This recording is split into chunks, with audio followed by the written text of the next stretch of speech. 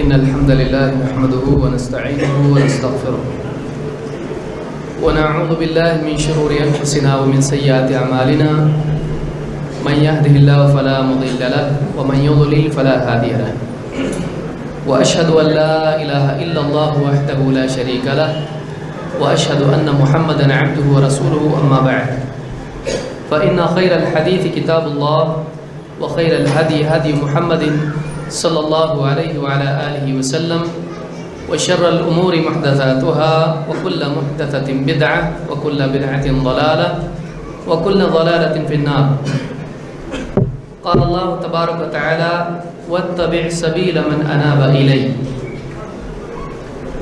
میرے محترم دینی بھائیوں اور قابل احترام اور بہنوں، اللہ رب العالمین کی توفیق سے آج سے ایک بہت ہی اہم سلسلہ اور ایک بہت ہی مفید عنوان کے تحت دروس کا ایک سلسلہ ہم شروع کر رہے ہیں۔ اللہ رب العالمین سے امید ہے کہ اس کو اللہ تعالی ہمارے لیے نفع والا علم بنائے گا۔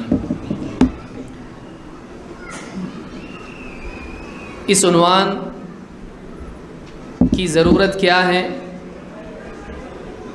اور اس کی اہمیت کیا ہے، اس کو سمجھنا بھی ضروری ہے۔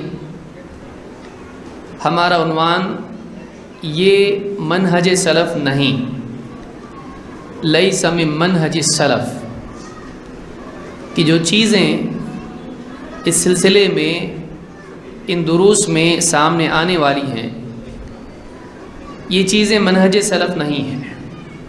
سلف کے منہج میں جتنی چیزیں ہیں بہت ساری ہیں، تو جن چیزوں کا تذکرہ اس عنوان کے تحت آپ کے سامنے آئے گا یہ سلف کے منہج میں نہیں ہے، اور یہ جو مجموعہ ہے یہ ان نصیحتوں کا مجموعہ ہے جو شیخ محمد ابن عمر بازمول حفظہ اللہ کی نصیحتیں ہیں، جو فی الوقت مکہ میں ہیں اور وہاں پر ام القریٰ یونیورسٹی میں دینی مدرسے میں استاذ ہیں، اور شیخ صالح الفوزان حفظہ اللہ اور اسی طرح سے شیخ ربیع بن ہادی مدخلی ان کے شاگردوں میں سے ہیں، اور علمی صلاحیت کے اعتبار سے اہل علم میں معروف ہیں۔ شیخ ربیع بیماری کی وجہ سے جب فتح المجید کے دروس جاری نہیں رکھ سکے تو انہوں نے اپنی جگہ ان کو طے کیا تھا کہ یہ درس دیں گے۔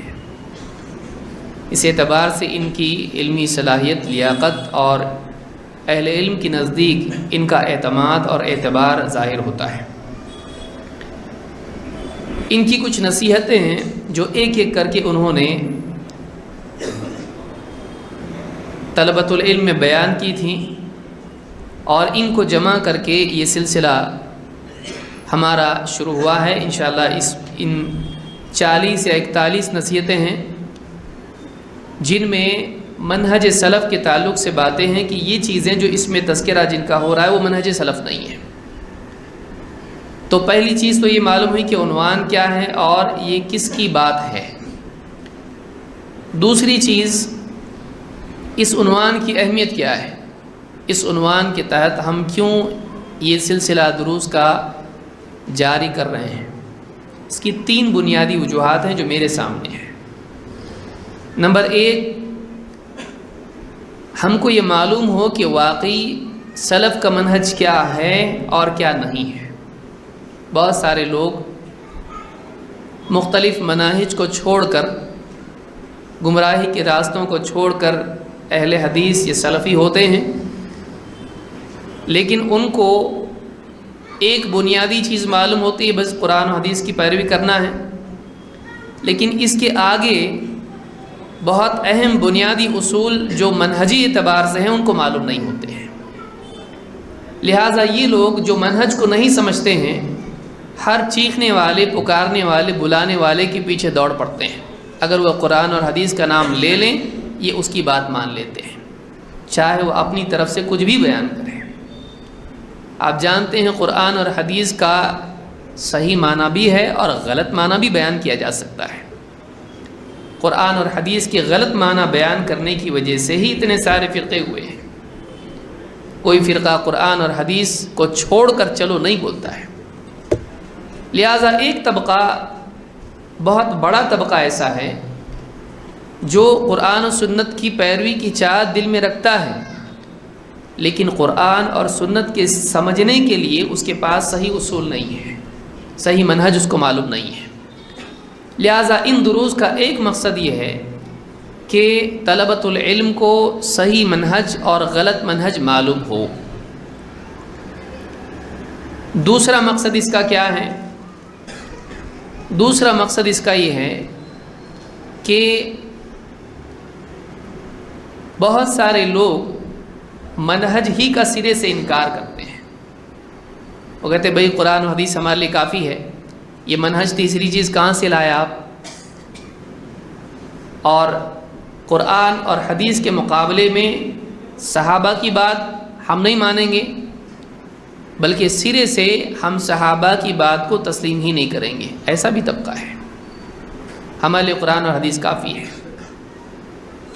اللہ اور اس کے رسول کے آگے یا اللہ اور اس کے رسول کو کے علاوہ ہم کسی اور کی نہیں مانتے ہیں، بس جو بھی ہے وہ قرآن اور حدیث، سلف نہیں۔